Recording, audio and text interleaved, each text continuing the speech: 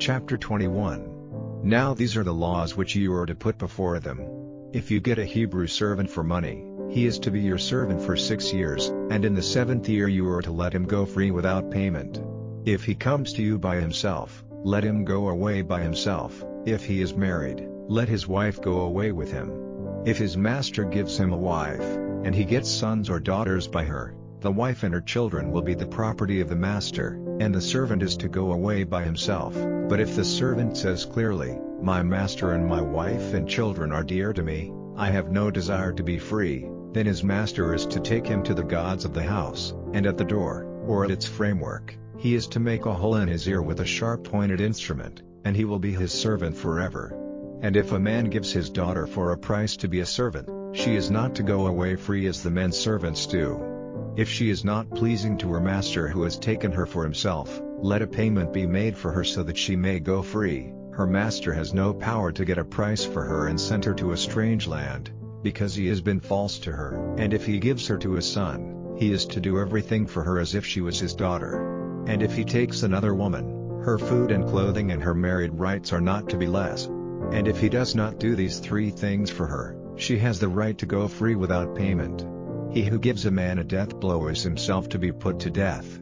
But if he had no evil purpose against him, and God gave him into his hand, I will give you a place to which he may go in flight. But if a man makes an attack on his neighbor on purpose, to put him to death by deceit, you are to take him from my altar and put him to death. Any man who gives a blow to his father or his mother is certainly to be put to death. Any man who gets another into his power in order to get a price for him is to be put to death, if you take him in the act. Any man cursing his father or his mother is to be put to death. If, in a fight, one man gives another a blow with a stone, or with a shut hand, not causing his death, but making him keep in bed, if he is able to get up again and go about with a stick, the other will be let off, only he will have to give him payment for the loss of his time, and see that he is cared for till he is well. If a man gives his manservant or his womanservant blows with a rod, causing death, he is certainly to undergo punishment.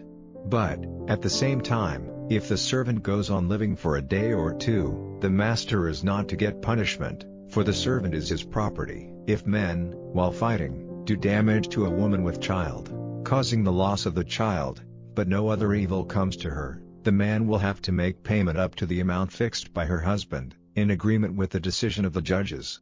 But if damage comes to her, let life be given in payment for life, eye for eye, tooth for tooth, hand for hand, foot for foot, burning for burning, wound for wound, blow for blow. If a man gives his manservant or his womanservant a blow in the eye, causing its destruction, he is to let him go free on account of the damage to his eye. Or if the loss of a tooth is caused by his blow, he will let him go free on account of his tooth.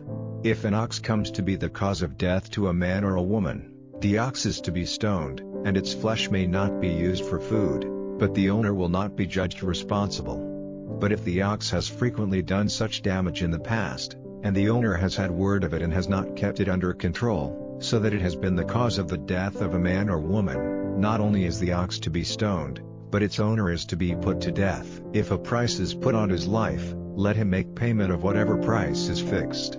If the death of a son or of a daughter has been caused, the punishment is to be in agreement with this rule. If the death of a manservant or of a womanservant is caused by the ox, the owner is to give their master 30 shekels of silver, and the ox is to be stoned. If a man makes a hole in the earth without covering it up, and an ox or an ass dropping into it comes to its death, the owner of the hole is responsible. He will have to make payment to their owner, but the dead beast will be his. And if one man's ox does damage to another man's ox, causing its death, then the living ox is to be exchanged for money, and division made of the price of it, and of the price of the dead one. But if it is common knowledge that the ox has frequently done such damage in the past, and its owner has not kept it under control, he will have to give ox for ox, and the dead beast will be his.